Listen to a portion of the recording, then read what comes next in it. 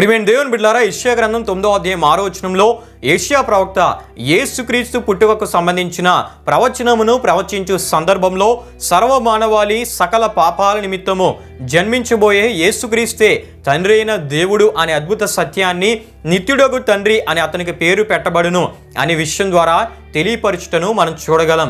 అంటే కుమారుడిగా పుట్టిన యేసుక్రీస్తు తండ్రిలోంచి వచ్చిన ఒక వ్యక్తి కాదని, ఆయనే తండ్రి, ఆయనే కుమారుడు అనే అద్భుత సత్యం యెషయా గ్రంథం 9వ అధ్యాయం 6వ వచనంలో రాయబడిన మాటల ద్వారా మనకు తెలియజేయబడుతూ ఉంది. ప్రియమైన దేవుని బిడ్డలారా, ఈ విషయాలు ఇంకా మనకు బాగా అర్థం కావాలంటే వాక్యాన్ని మనం పరిశీలన చేయాలి. వాక్యాన్ని పరిశీలన చేసినట్లయితే ప్రార్థనకు జవాబు ఇచ్చేది ఎవరు అని మనం చూస్తే యోహాను సువార్త 14వ అధ్యాయం 14వ వచనంలో నా నామమున మీరు నన్ను ఏం అడిగినను నేను చేతును అని మనం చూస్తాం. యోహాను సువార్త 15వ అధ్యాయం 16వ వచనంలో మీరు నా పేరిట తండ్రిని ఏమి అడుగుదురో అది ఆయన మీకు అనుగ్రహించును అని మనం చూస్తాం. ఈ సువార్త వాక్యవచనాల్లో నేను చేతును అన్నది యేసు అని మనం చూస్తాం.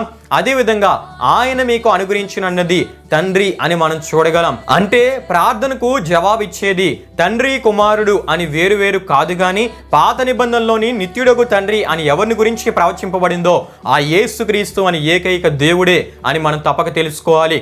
గనుక ఆయనే తండ్రి, ఆయనే కుమారుడు. ఆమేన్.